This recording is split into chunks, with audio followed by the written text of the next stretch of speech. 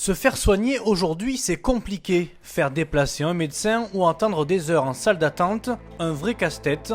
Le groupement SOS Médecins a décrété un arrêt total de son activité depuis hier pour alerter les Français sur la disparition programmée de la visite à domicile. Impossible aujourd'hui de passer à côté de Doctolib pour prendre un rendez-vous avec son médecin traitant. Demain, les téléconsultations seront peut-être majoritaires. En attendant, comment conserver ce lien si essentiel entre le malade et son médecin de famille? Est-on condamné à se faire soigner en visio par un médecin à l'autre bout de la France? Quel avenir pour la profession de médecin si essentielle au quotidien? On ouvre le débat ce soir sur le plateau de Bonsoir le Gard.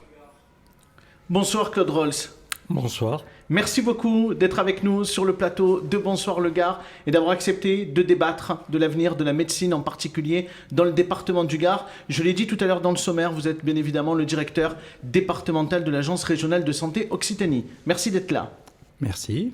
Face à vous, c'est le docteur Frédéric Jean. Il est médecin généraliste dans le quartier populaire nîmois du Mas-de-Magne, mais il est également président dans le département de l'Ordre des médecins. Bonsoir docteur. Bonsoir. Merci aussi d'être avec nous sur le plateau, avec nous dans l'émission Bonsoir le Gard. Et puis, Franck Proust est avec nous, notre invité ce soir, président de Nîmes Métropole. Bonsoir monsieur Proust. Bonsoir Abdel Samari. Merci d'être avec nous et d'être avec nous dès le début de l'émission parce que vous souhaitiez également participer à ce débat sur l'avenir de la médecine dans le Gard. Je donne la parole tout de suite à Coralie Mollaret qui va ouvrir le débat de ce soir. Oui, alors on l'a tous remarqué, il y a une grève chez SOS Médecins. Ils demandent plus de moyens, notamment de revaloriser les consultations.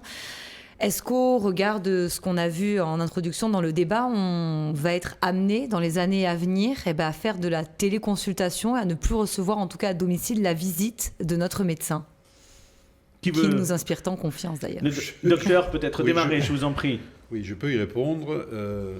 J'ai la certitude que la téléconsultation ne remplacera pas la consultation classique et ne peut pas la remplacer en aucun cas. Je veux dire, l'examen clinique n'est pas possible dans une téléconsultation. Donc, on s'est bien aperçu, même si nous avons effectivement utilisé plus largement la téléconsultation pendant cette crise sanitaire, on s'est bien aperçu des limites de la téléconsultation. C'est quoi les limites aujourd'hui, les limites, c'est qu'il n'y a pas d'examen clinique. Donc il y a un risque d'erreur de diagnostic de par le fait qu'il n'y a pas eu d'examen du patient. Je veux dire, si moi je ne peux pas donner un coup de stéthoscope ou palper un ventre, forcément je vais faire des erreurs, et des erreurs parfois majeures. Et pourquoi on fait appel aujourd'hui à la téléconsultation, Claude Rolls? Parce que l'Agence régionale de santé autorise ces téléconsultations sur le territoire du Gard. Alors, la téléconsultation n'est qu'un outil supplémentaire. Ce n'est pas un outil de remplacement. Et c'est là où il faut faire la différence. D'ailleurs, la téléconsultation n'est pas de maintenant. Ça fait plus d'une dizaine d'années qu'on a des téléconsultations, des téléexpertises, des relations entre un médecin généraliste pour des pathologies peut-être complexes avec un spécialiste sur des lieux éloignés, en particulier de centres d'expertise comme des centres hospitaliers universitaires. Donc ça ne fait partie que de la palette disponible et le docteur Jean a raison. Il y a vraiment cette question clinique qui est absolument importante. Après, tous les moyens qu'on peut apporter pour conforter le médecin, l'aider dans son diagnostic, le faciliter, comme maintenant ce qui vient, en fait, des dispositifs qui vont faire des mesures automatiques sans passer par une analyse de laboratoire de biologie médicale. Enfin, tout ça va contribuer peut-être à fluidifier, à ce que les médecins et plus rapidement. La question qu'on se pose peut-être quand même aujourd'hui, c'est pourquoi c'est de plus en plus difficile d'obtenir un rendez-vous quand on est dans une forme d'urgence? Parce qu'on se dit peut-être que la téléconsultation, elle vient un peu pallier ça aussi quelque part. Parce que c'est très difficile. C'est arrivé, la mésaventure, la semaine dernière, pour tout vous dire, à un de nos journalistes qui était malade, et ça a été très compliqué pour qu'il puisse obtenir un rendez-vous chez le médecin dans la même journée, voire presque le lendemain, c'était déjà compliqué. Alors, c'est difficile parce que la démographie médicale fait que nous sommes submergés de demandes et que nous ne pouvons pas répondre à toutes les demandes. Bien entendu, tout médecin va répondre à une urgence dans des délais extrêmement rapides. Maintenant, il n'est pas question de remettre en cause, voilà. bien évidemment, le médecin là, Bien dans sûr. le sujet. Non, hein. mais est-ce que justement ça peut pas être un risque? Parce que comme les salles d'attente et que c'est compliqué pour avoir un rendez-vous et qu'on attend, est-ce que ça peut dissuader certains patients de ne pas se rendre et puis que la pathologie peut s'aggraver? oui, bien sûr. Ce manque de moyens Bien sûr, finalement. mais C'est le risque. nous sommes pleinement conscients du fait que la démographie médicale est insuffisante et que... Il y a un manque de moyens aujourd'hui. Aujourd'hui, il y a un manque de médecins. Il y a un manque de médecins, c'est un manque de moyens, oui, c'est que les moyens n'ont pas été mis quand ils auraient dû être mis. Hein. On a eu des numerus clausus à 3500 par an pendant 20 ans, pas 20 Numerus ans, clausus, mais ça 15. veut dire qu'on forme 3500 Ça veut dire qu'on formait médecins par an. 3500 médecins par an quand il y en avait 8000 qui partaient à la retraite. Voilà.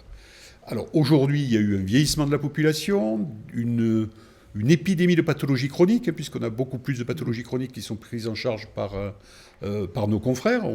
Voilà, les gens qui ont des pathologies chroniques on arrive à vieillir et à vieillir. Enfin, Monsieur Rolls, pour le coup, la question, on est obligé de vous la poser. Comment on fait pour mettre plus de moyens sur la table, ou en tout cas faire en sorte qu'on ait plus de médecins dans le département du Gard? Je vais donner la parole dans quelques instants à Monsieur Proust. Mais sur la ville de Nîmes, par exemple, on a eu des témoignages de nouveaux Nîmois qui disent « J'appelle des médecins et on me dit « Non, on a déjà une clientèle qui est trop importante, je ne peux pas vous prendre en plus. » Comment ils font, les nouveaux Nîmois? Alors, comment ils font? Il y a plusieurs... Le président Jean vous a parlé du numerus clausus. Le numerus clausus vient d'être libéré. Donc, bon, il va falloir quand même quelques années. Pour former les médecins. Quelques années. Oui, parce que c'est 8 ans pour former un Voilà, 10 ans. 8 à 10 ans pour former, pour qu'il y ait un médecin. Ça, c'est la première chose. Après, même si il faut aborder peut-être les sujets un peu tabous, vous me dites pourquoi des médecins à Nîmes? Un médecin, pour l'instant, comme un autre professionnel de santé libérale, a la liberté d'installation. Ça, c'est un autre sujet. Le troisième élément, c'est que les médecins, d'une part, en ont bien conscience et vraiment, à leur initiative, essaient de s'organiser pour pallier justement ça. Et là, l'agence les aide du mieux possible et ils se regroupent soit en maison de santé, soit en exercice coordonné, soit en communauté professionnelle territoriale de santé pour essayer de combiner en fait cet exercice donc de la pathologie chronique qui peut être traitée la plupart du temps sur rendez-vous.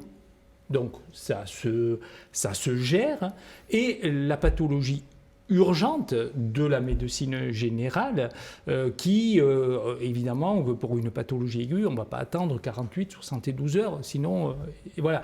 Et donc d'essayer de proposer des articulations entre créneaux de rendez-vous et créneaux de disponibilité. Mais on le voit, ouais. Y compris sur Doctolib, par exemple, aujourd'hui, quand on veut prendre un rendez-vous sur Doctolib pour aller voir son médecin, parce qu'aujourd'hui, c'est aussi une pratique, hein, quelquefois, on est obligé de prendre un rendez-vous dans une semaine, dans 2 semaines, parce que les agendas sont pleins. Avant de donner pour la parole, rebondir oui, avec Monsieur Proust, justement, qui peut nous éclairer, on voit de plus en plus d'élus aujourd'hui créer des maisons de santé et embaucher des médecins qui, du coup, deviennent salariés. Alors vous, en tant que responsable politique de droite, quel est votre regard sur ce manque de médecins? Le regard, c'est que c'est un problème complexe parce que je pense qu'il y a une évolution des comportements tant de la part du patient que de la part des médecins. Est-ce que les gens sont prêts à passer plusieurs heures dans une salle d'attente pour aller voir leur médecin? Je ne pense pas. Alors la téléconsultation, je pense que petit à petit, l'évolution technologique fera que, effectivement, les carences, parce que le médecin a quand même besoin de toucher, de regarder et autres, mais on voit très bien qu'il y a maintenant des éléments cliniques et des examens qui pourront être faits avec l'évolution technologique. Et puis le médecin qui était, à mon sens, hein, quand je lis les études, la génération du docteur Jean, ils étaient médecins par vocation. Aujourd'hui, on le voit, les médecins, il y a encore quand même des gens qui sont là par vocation, mais beaucoup aiment être salariés. Vous l'avez constaté, docteur Jean? C'est un peu différent dans la mentalité. Oui, alors effectivement, nos jeunes confrères sont surtout demandeurs d'une vie normale et d'une qualité de vie qui correspond aux standards actuels. Et je ne peux pas leur jeter la pierre. Voilà, s'ils veulent travailler 35 heures par semaine comme tout le monde, c'est peut-être plus logique que de travailler 70 heures comme nous l'avons fait. À votre époque, il y avait une vocation, c'est-à-dire que non seulement vous aviez vos clients, mais vous n'hésitiez pas à faire de la garde. Or Oui, bien aujourd'hui, la jeune génération, et vous l'avez dit, c'est pas une critique, c'est un constat. Les patients ont changé, les médecins veulent avoir une qualité de vie aussi. Bien sûr. Vous le retrouvez, ça, à l'Ordre national des médecins. Qu'est-ce qu'ils vous disent, les médecins du Gard? Alors, les médecins du Gard, bon, déjà, ce qu'on retrouve, c'est sur un plan démographique, bien, entre 2015 et aujourd'hui, nous avons, sur le département du Gard, 90 médecins libéraux en moins. Hein, nous en avons récupéré peut-être une trentaine de salariés, justement, mais dont la moitié font de la médecine générale. Les autres sont dans des établissements de santé. Donc ça, effectivement, on le voit. On a des demandes de patients qui ne trouvent pas de médecin traitant. Bon, néanmoins, nous avons toujours des installations de médecins sur le Gard qui ne comblent pas le déficit dû au départ en retraite, mais même sur la ville de Nîmes, nous avons des nouveaux confrères qui s'installent. Et comment on peut faire? Il faut donner des incitations financières pour venir s'installer dans le Gard? C'est pas une question d'argent. Voilà. D'accord. Que les choses soient bien claires, c'est pas une question d'argent. Ça pourrait l'être. C'est pas Oui, le cas. mais ça ne l'est pas, hein, D'accord. puisque nous avons des confrères qui choisissent, ou des consoeurs qui choisissent de travailler beaucoup moins, donc d'avoir des revenus beaucoup moins importants. Hein. Et c'est leur choix. On va Mais pas dans demander le à travailler juste pour Franck gagner Proust sur plus. les équipements également, mais vous vouliez dire quelque chose avant Non, qu'on pose la je question dis sur les équipements aussi, du mois. malheureusement, parce que vous avez parlé des médecins généralistes, mais la répercussion de la faiblesse du nombre de spécialistes retombe sur les généralistes. Parce que aller demander aujourd'hui un rendez-vous pour un spécialiste, c'est 3, 6 ou 9 mois. Il faut passer Donc, par le généraliste souvent. et oui, mais quelque part, comme les gens ne peuvent pas aller voir les spécialistes, ben, ils se rabattent sur le généraliste. Et donc, il y a un débordement par rapport au nombre de Ça aussi coûte de plus médecins cher généralistes. aussi. Monsieur Rolls, vous avez des éléments concrets, effectivement, parce que je présume que l'Agence régionale de santé Occitanie, elle suit ça d'extrêmement près. Oui, exactement. Hein. Si on regarde, et le docteur Jean a raison, on a en 2021, en fait, sur le Gard, par exemple, on a 27 médecins qu'on a aidés par différents contrats, soit parce que c'était une première installation, soit parce qu'ils s'installaient dans une zone défavorisée. Voilà, c'est 27 contrats supplémentaires, mais ça ne compense pas les départs. Et si on regarde la densité de médecins, alors il faut faire attention parce que la densité, ça veut dire qu'on prend sur un moyen âge de travail des médecins. Hein, voilà. Le Gard est en dessous de la moyenne régionale. Si on regarde la densité des médecins généralistes, le Gard, c'est 1,50 médecins pour 1000 habitants. La moyenne régionale, c'est 1,69 et la moyenne nationale, 1,54. Donc, on voit bien que le Gard, même sans être décroché, est quand même un petit peu en dessous. Et puis, il y a des variations en plus sur les différents secteurs du Gard. Voilà. Juste pour revenir sur les incitations financières, ça a peut-être ses limites parce que le problème du département du Gard, c'est que c'est un département aussi qui est rural et qui a de vrais déserts médicaux. Et pour autant, il y a eu des incitations financières et force est de constater que ça n'a pas marché. Mais peut-être on peut en profiter parce que Franck Proust est là et qu'il est responsable du parti Les Républicains. Ce que vous nous avez dit, docteur Jean, c'est que voilà, on a aujourd'hui enlevé le numerus clausus, mais il faut 10 ans pour former un médecin. On voit aujourd'hui qu'il y a de plus en plus de démographie. Monsieur Proust, la démographie, on sait qu'en France, on grandit. Est-ce que les gouvernements antécédents, et donc le vôtre, n'a pas, alors vous n'étiez pas au gouvernement, mais votre famille politique, n'a pas échoué dans la prévision? Est-ce que ce numerus clausus, il ne fallait pas peut-être l'enlever avant, au regard de cette démographie qui a augmenté et des besoins sanitaires qui ont cru... Enfin, docteur Jean, je ne trahis pas votre vision en disant ça. Non. D'accord. C'est un peu ce que j'ai ressenti en vous écoutant. Alors, malheureusement, Coralie, ça fait quand même un certain temps que nous ne sommes pas au pouvoir. Mais Xavier Bertrand, qui est candidat, il était ministre de la Santé. Depuis 2012. Donc, depuis 2012, il y a le temps.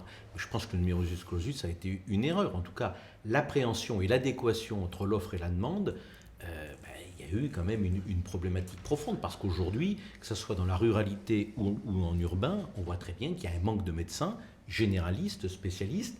Et on est même obligé, je ne parle pas des hôpitaux, d'aller chercher des gens formés à l'étranger, qu'on fait venir parce qu'on manque de médecins dans les hôpitaux. Des médecins roumains. Confèrent aussi bien les cliniques privées que le CHUM.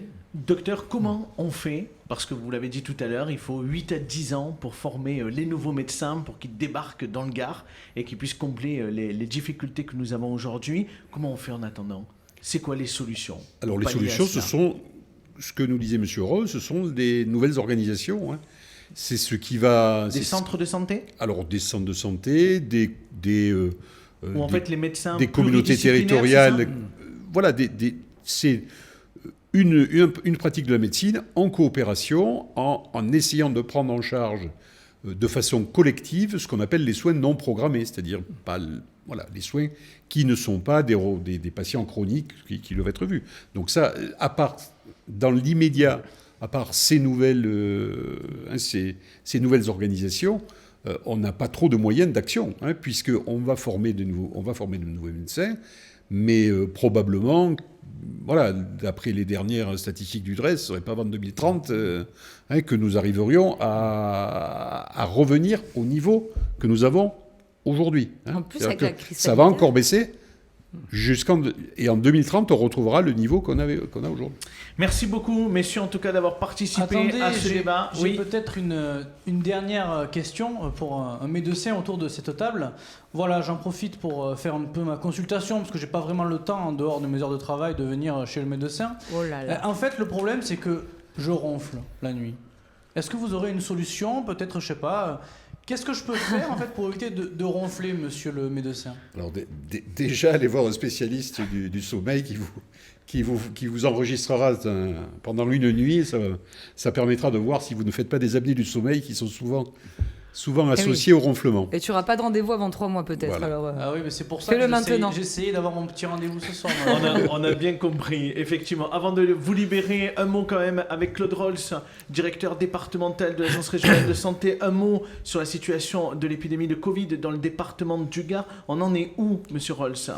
Alors la situation s'améliore, les indicateurs sont à la baisse maintenant constatés. Le taux d'incidence aujourd'hui est à 62,8, donc on se rapproche du seuil de 50, donc où le seuil d'alerte est moins élevé. Donc on est vraiment sur une dynamique assez intéressante malgré la rentrée scolaire. On voit que... c'est l'effet vraiment très fort de la vaccination. C'est l'effet de la vaccination. On est à quel taux aujourd'hui dans le Gard ? Alors, dans le Gard, on est à un peu plus de 69% de la population gardoise qui a un schéma vaccinal complet. Hein, donc, c'est quand même 540, ou pas loin de 540. Les 2/3 de la gardois. population aujourd'hui. Donc, voilà. Et puis, un peu plus qui est rentré déjà dans un schéma vaccinal. Donc, c'est important. Maintenant, il faut aller encore plus vers les personnes pour les convaincre, puisqu'on a les derniers réticents maintenant à la vaccination. Effectivement. Merci beaucoup, monsieur Rolls. Merci, docteur Jean, d'avoir été avec nous sur le plateau de Bonsoir le Gard.